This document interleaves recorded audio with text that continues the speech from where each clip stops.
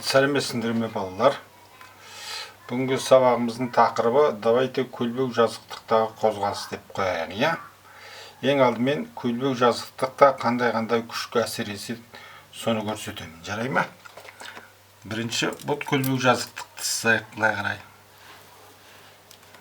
Мынау көлбеу жазықтық болсын да. Мынау көлбеулік бұрышы альфа болсын, иә? Сосын қандай да бір массасы м деген денені біз жоғары қарай еп тарту күшімен тартайық. Мұны үйкөз күші былай қарай бағыттады, иә? Еп үйкөз күші қозғалысқа кері бағыттады. Сосын денеге ауырлық күші әсер етеді. mg деп қояйын. Реакция күші әсер етеді. n дегенде. Сосын кейін мына ауырлық күшін екі өске жүктеуге болады, иә? Біреуі F ауырлық күші Y өсіндегі проекциясы, мынау F ауырлық күші X өсіндегі проекциясы. Давайте X өсін былай алайық, иә? Бұл көлбеу жазықтықтың бетіне параллель қылып алайық, солай ма? Енді осыдан FAX дегеніміз FAX ол ауырлық күшінің OX өсіндегі проекциясы. Да?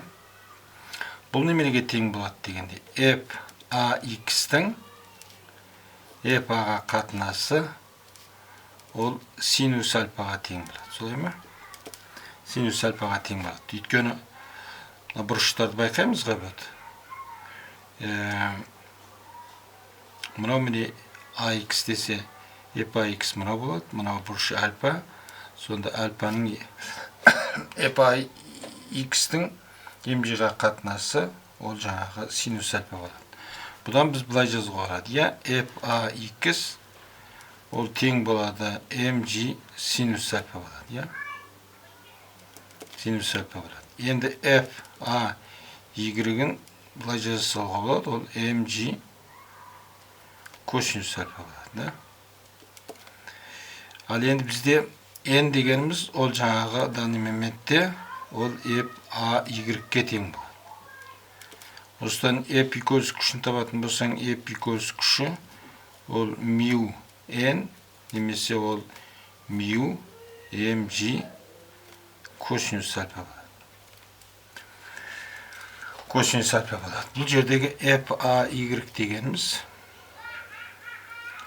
ол ауырлық күшінің OY өсіндегі проекциясы, да? Өсіндегі проекциясы. Енді біз давайте былай жазайық жаңағы. OX бойымен Y өсі былай қарай бағытталады деген сөз, иә? Y өсі. OX бойымен қандай күштер әсер етеді дегенде. OX бойымен F тарту күші әсер етеді. Сосын кейін F үйкөз күші әсер етеді. Еще FAX деген күштер әсер етеді, иә? Ал OY өсінің бойымен ол F ауырлық күшінің Y өсіндегі проекциясы N реакция күштер әсер етеді, иә? Ал енді осы жерден біз енді былай қарап көрейік, иә? Бірінші жағдайды алып көрейік, A деген жағдай. Егер A деген жағдай OX өсінің бойымен үдеу жоқ, дене бір қалыпты жылдамдықпен қозғалатын болса, онда теңдеуді былай жазуға болады, иә? F тарту күші тең болады FAX қосылған F үйкөз деп жазуға болады, иә? Немесе бұл жерде қалай жазуға болады? F тарту күші mg синус альфа плюс мю mg косинус альфа болады, иә? Теңдеу. Енді екінші жағдайды алып көрейік та. OX деген өстің бойымен дене үдемелі қозғалады. Үдеу нөлге тең емес па? О кезде қайтеміз. Бірінші үдеу былай қарай бағытталды деп есептейік, иә? Былай қарай бағытталды деп есептесек, МА деп жазып аламыз бірінші. Аға бағыттас күшті плюспен жазамыз. Ол еп тарту күші. Қарсы күштерді минуспен жазамыз. Ол жаңағы ЕПА2 и еп үйкөліс күші болады. Я ЕПА2 ол МГ синус альфа болады. И еп үйкөліс күшін мю МГ косинус альфа болады. Да? Косинус альфа болады.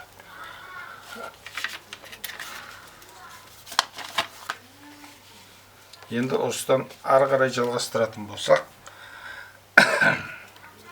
ол давайте есеп шығарып көрейік. Бірінші 19-дің 1-і. 19-дің 1-і деген есепті шығарып көрейік, иә? Мұны есептерді көрсетемін. Мен қазір енді 19 дегеніміз қалай болатын? 19 мұна міне.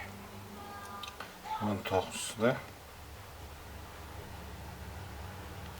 Кейс бетінде мұна міне.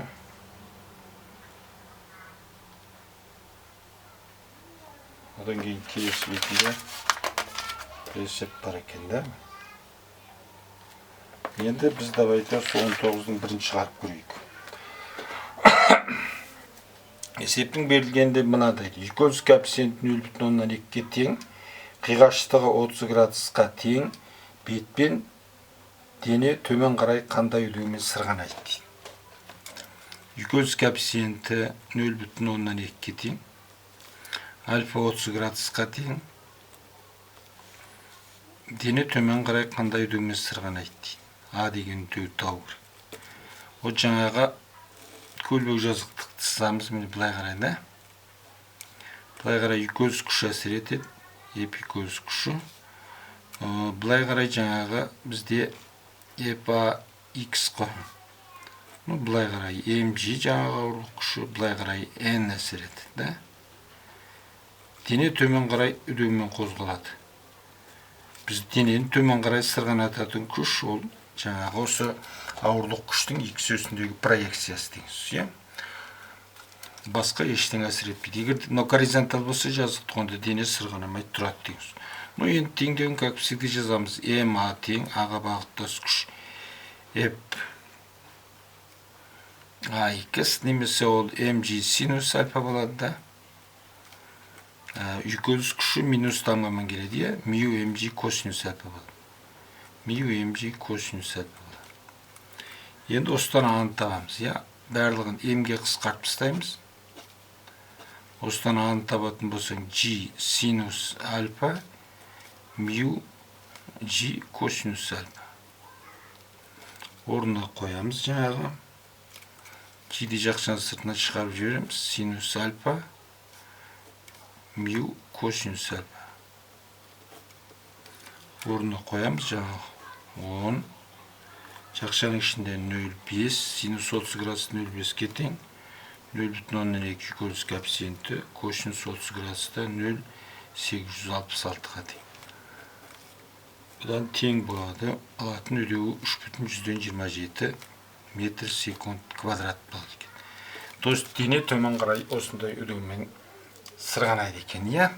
Келесі есебін шығарып көрейік. 19-дің 2-сі. 19-дің 2-сі. Массасы 4 тонна автомобиль 0,2 метр секунд квадрат үдеумен тауға шығып барады. Егер үйкөліс коэффициенті 0,4-ге тең, ал қиғаштық 0,2-ге тең болса, автомобильді тарту күшінің шамасын тап. Қиғаштық дегеніміз ол синус альфаны айтады балдар. М тең 4 тонна, А тең 0,2 метр секунд квадрат, мю үйкөліс коэффициенті 0,4-ге тең, синус альфа тең болады 0,2-ге тең. Осыдан тау керек, еп тарту күшін тау керек, да? Бұл жаңағы суретін сатын болсақ, бұлай қарайды. Еп тарту күш бұлай қарай бағытталады. А бұлай қарай бағытталады. Ауырлық күш төмен қарай бағытталады. Еп үйкөліс күші бағытталады. Мына жерде ауырлық күштің проекциясы бар. Еп А2 деген, да? Енді Осыларды орнына қойып жазып берейік енді. Теңдігін жазамыз. МА тең болады F тарту минус F AX минус F бүйкөліс болады. Осыдан МА тең болады F тарту минус mg синус альфа мю mg косинус альфа болады. Осыдан F тарту күшін табатын болсаң, ол m жақшаның сыртында ішінде a g плюс синус альфа плюс мю g косинус альфа болады. Так, косинус альфа дегеніміз ол 1 минус синус квадрат альфа болады, иә? Синус квадрат альфа болады. Немесе бұл жағы турасында 1 минус 0, 0,2-нің квадраты. Осыдан шығады ол 0,99 шығады. Енді осыдан F тарту күшін табатын болсақ, 4, 10-ның 3 дәрежесі жақшаның ішінде 0,2 қосамыз 10 көбейтілген 0,02 қосамыз 0,04 10 көбейтесің 0,99-ды есептесек, бұдан жаңағы 3,2 кило ньютон шығады екен. Иә, балалар. Осымен сабағымызды аяқтай тұрайық.